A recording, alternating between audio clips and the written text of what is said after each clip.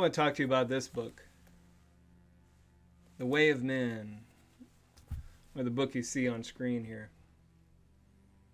This was a good book. I liked it a lot.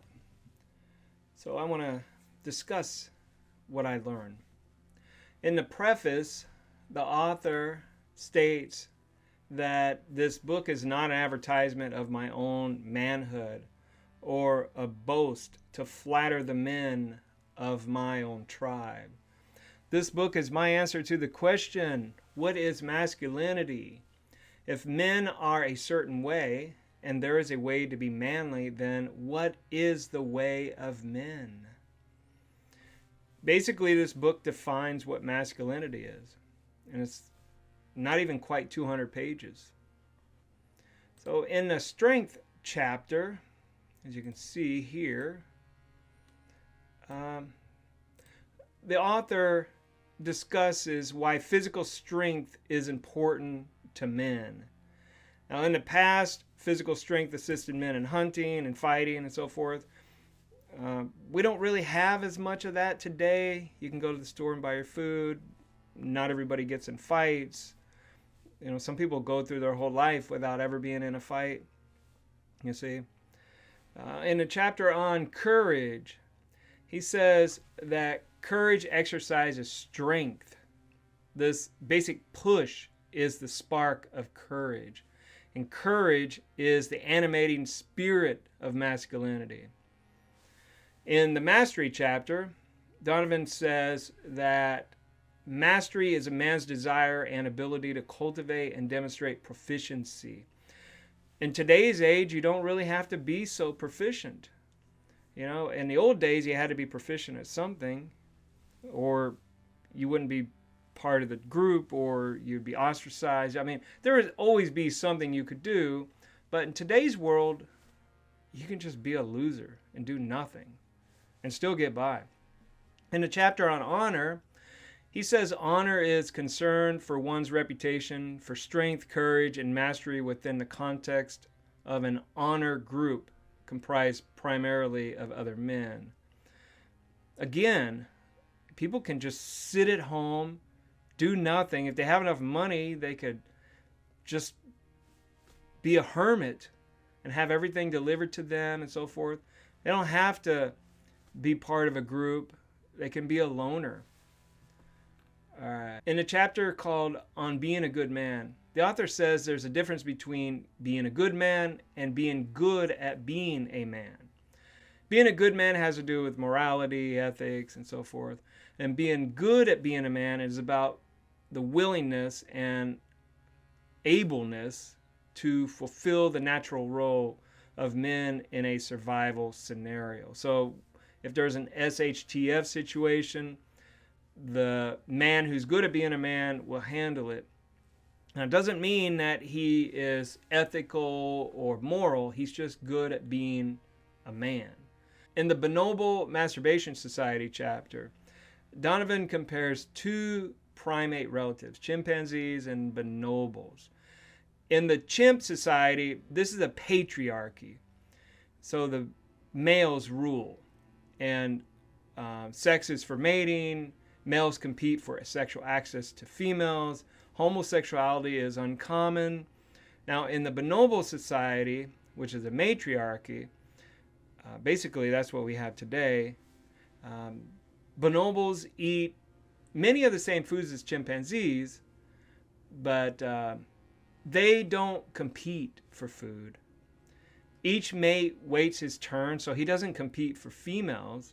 And the women are happy to oblige whoever comes knocking at that time.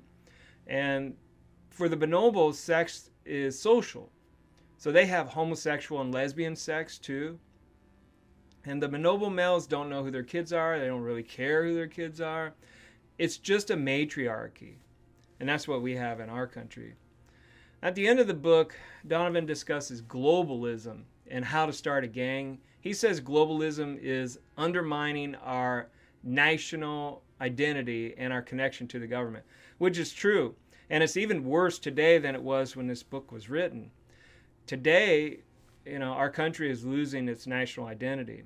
And someday, I believe, that the American flag as you know it now will not exist. So many things will not exist because this country is losing its identity. And the more people they allow in, millions of undocumented immigrants, illegals, the worse it's going to get. You know, like he says, laws will seem more like revenue traps and shakedowns, which a lot of them are, to be honest. So if you follow the way of men, start a gang is a bonded, hierarchical coalition of males. Even this, there will be some, but for the most part, people just won't care anymore. And in the chapter, A Check to Civilization, he says if a civilization is to grow and prosper, the tendency of men to break into gangs becomes an internal security threat. See, that's why the government won't allow militias to get too strong or other groups. That's why they take down men like Andrew Tate, others who are more masculine and telling other men to be the same. The government, globalists, don't want a tribe of men. They detest that because if we are together, we're united instead of divided, it makes the government weaker. So that's why they keep us apart. They keep us apart, racially, with gender and all these other things. Just keep everybody divided. It makes the government stronger.